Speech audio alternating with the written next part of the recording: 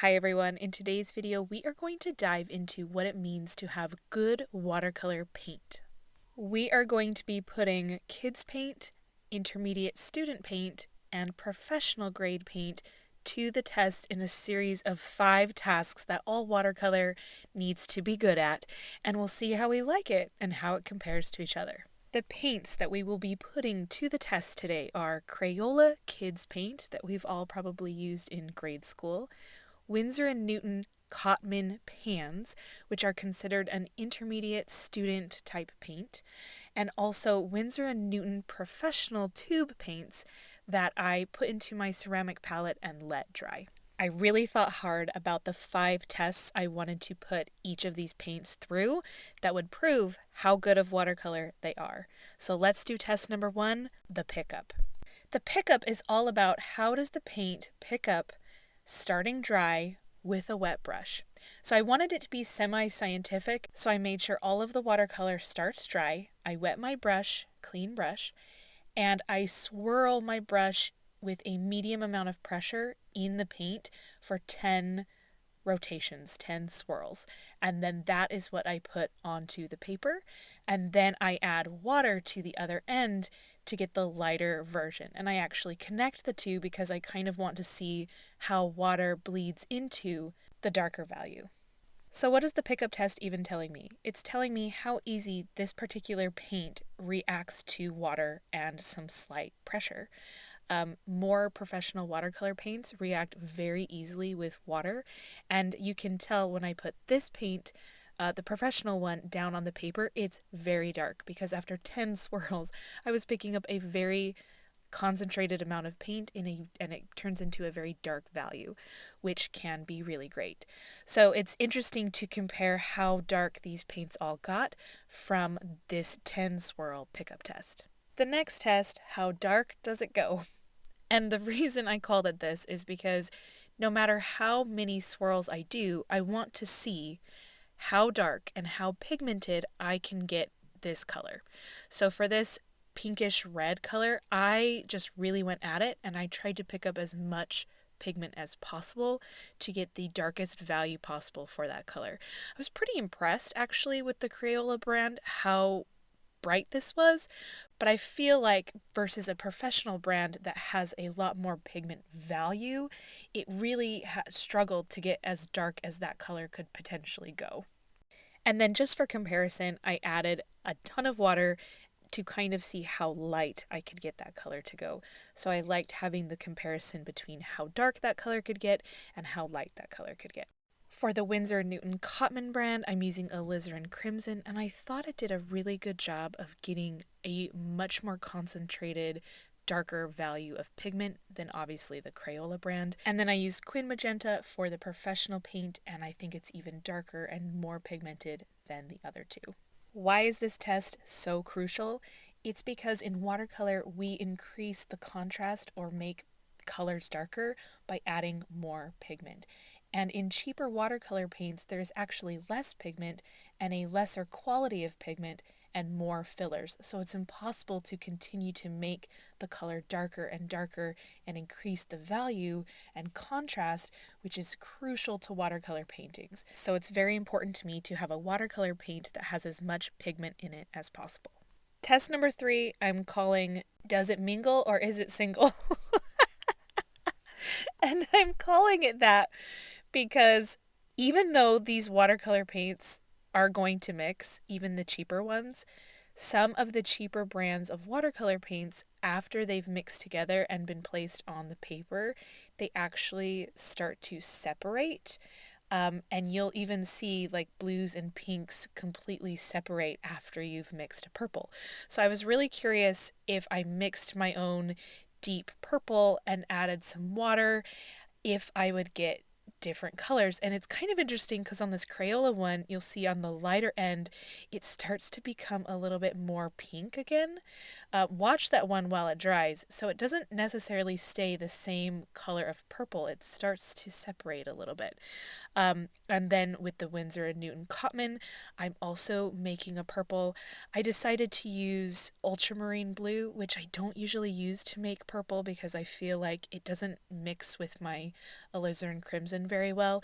So it's a little bit more of a dull purple, which is kind of good because I wanted to see how it would react to water on the paper and if these colors would separate as well. And I think you can kind of see the pink a little bit separated, but overall I feel like it stayed together more than the Crayola paints. And then the Winsor and Newton professional paints I feel like did a great job staying the same color even after I added water, and they didn't seem to separate. This isn't necessarily a bad thing if you like the look of your paints separating. So for me, I don't. And so it's something that I look for when I'm testing watercolor paints. So this particular brand of Winsor and Newton professional paints has never separated on me before, and so that's a positive for me towards the professional brand. Test number 4 is wet on wet, and I didn't think of a clever name for that. I just really need to know if my watercolors mix wet on wet. I use this technique constantly. It's obviously a very popular watercolor technique, and I need to know if my watercolors behave the way I want them to wet on wet.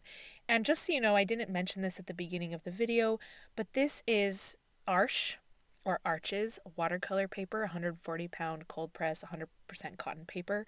So all of these paints, whether they are considered bad or good, are on very nice paper. So how they're reacting is not the paper's fault. It's all based on the pigments. And I think the cheaper paints like the Crayola and maybe a little bit the Winsor and Newton Cotman brand, they have too much filler to really blend the pigments together. At least that's what it feels like I'm seeing. The Crayola paints don't really blend. It's really hard to explain it. I think you can see that, but they are so creamy in the most odd way, almost like lotiony feeling. And then the Winsor and Newton Cotman, they just were not giving me the same blends that I'm used to when I'm using the professional paints. I feel like the professional paints just blend together and want to do that wet on wet a little bit more seamlessly. In my opinion, I feel like paper makes the biggest difference in the wet on wet technique, but also you do need your paint to move with the water and behave right on the paper for it to be a seamless and beautiful effect. And the last technique is glazing. Such an important technique. There are so many reasons why glazing is important, but first, what we're going to do is we're going to put down the same 2 colors that we did in the wet on wet and look at how they react glazing. So we're going to start with a yellow base and then let it completely dry and put a lighter cerulean type blue over the top and see if we can see the yellow underneath. And with professional watercolor paints, you can. So I'm interested to see especially how that Crayola reacts. And this is a very, very, very important technique in watercolor. We use glazing all the time. Watercolor is a layering, translucent medium that we need to see through it. That's how we can layer. I recently did a painting of a mountain top, and I did the stones first, and I came back over and I glazed the shadow over. And after I glazed over that really dark blue shadow, you could still see the stones underneath, and that is the beauty of watercolor. So glazing needs to achieve a few things. It needs to not disturb the paint underneath it, and it needs to be translucent. The color underneath needs to shine through in some way. So it's really interesting to see how you really can't see through that Crayola paint. It's not very translucent. It didn't glaze very well. I feel like the Winsor and Newton student and professional brands both did pretty good at this. Let's do some quick test results.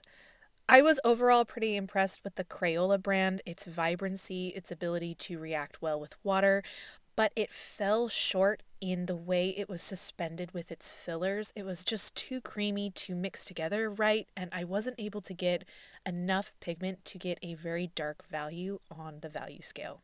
You also can't really see through it at all, but I think on this good paper, it's not too bad, and it's obviously perfect for kids. Now, using the student grade Winsor and Newton versus the professional grade, I feel like you can tell when you're using it that it just doesn't have enough pigment. There's probably a bunch of fillers so that they're able to keep it a lot cheaper than the professional grade paints. And I feel like it got a lot of back blooms very easily when I added water, and it didn't blend like I wanted it to. So obviously the winner is probably the professional grade paint, but I was actually impressed with all of them for certain reasons. And I think as long as you have good paper, which we talk about all the time, you are worth the good paper. Your painting's going to look pretty good. So I wanted to prove that point by using some really nice good paper and doing a Crayola bird, a Winsor & Newton cotman bird, and a Winsor & Newton professional tube bird. So all of these birds are going to be almost exactly the same. I'm trying to use the same colors and the same techniques, but I wanted you to see how each of these colors react with each other, blend together, sit on the paper, how they layer, the transparency, and just get a feel for what you prefer. Because at the end of the day, watercolor paint is good if you like it. Now, there are two things I want you to keep in mind about cheaper watercolor paints that we were not able to test today. The first is that sometimes cheaper watercolor paints can dry really weird. They will have a chalky kind of film on the top. Sometimes they look really shiny or waxy, and that's because the pigment has kind of settled onto the paper, but the fillers kind of rise to the top and give it this weird, funky, matte, powdery, waxy finish. So keep that in mind, especially if it's something that you're trying to give to someone or keep as a nice painting in your house. It might dry, and over time, the fillers kind of pop out more than they should. The second thing is light fastness. Light fastness is how well a pigment holds up to sunlight. So certain pigments will dull in the sunlight. And so that's one of the reasons we talked about quality of pigment earlier. It's a lot more expensive to have pigments that are light fast, that hold up to sunlight, and therefore they are typically found in the more professional watercolor paints that are a little bit more expensive. I will say though, as long as you are keeping your paintings out of sunlight, this isn't typically a huge problem. But if you're trying to have a painting that will last generations and pass down through your family, you might want to use the higher quality pigments just to make sure they retain their beauty and their brightness as long as possible. I was actually thinking that maybe I could take my paintings from today and put them out in the sun for a couple of hours and see if that would have an effect so that we could test the light fastness of these pigments. So let me know in the comments below, and maybe I'll do another video to test light fastness, or I can just put up the picture results in a post. And now I really enjoy looking at our little tester birds and seeing what I like and what I don't like about each watercolor type. Now let me give you my final honest thoughts. The kids paint is obviously great for kids for playing around. If you're really interested in taking watercolor to even just a hobby level, I would avoid the kids paint because of the way it blends and the fact that you can't get a very dark color, and even that it dries with a chalky or waxy finish. You just want to avoid all of that. If you're not ready to go to professional paints, the intermediate student paints really are so great, especially if you have, say it with me, good paper. I really like the Winsor & Newton cotman brand. I think everybody starts with a good intermediate brand, and it's a great one to start with.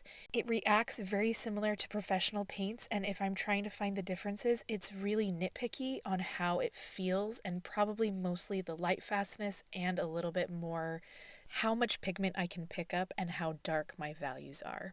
So in conclusion, I feel like you should get whatever paint makes you happy, but I hope you have the knowledge now of what makes a watercolor paint considered a good paint. And armed with that knowledge, then you get to go make whatever choice you want and make whatever art makes you happy. Thank you so much for being here. I really appreciate you, and I hope you found this video helpful. I will have links to some of these products below, and I hope to see you in my next video. Bye.